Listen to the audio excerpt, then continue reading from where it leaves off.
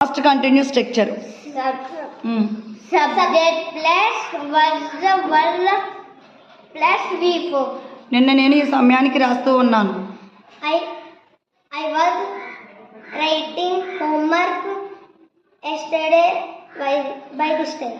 నిన్న నేను ఈ సమయానికి ఏడుస్తూ ఉన్నాను. I was crying yesterday by this time. నిన్న అమ్మ ఈ సమయానికి బిర్యానీ వండుతూ ఉంది. My mother was cooks biryani. No, cooking biryani yesterday by this time. Good.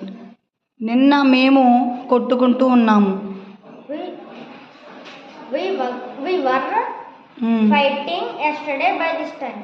నిన్న వాళ్ళు టీవీ చూస్తూ ఉన్నారు ఈ సమయానికి. They were watching movie yesterday by this time.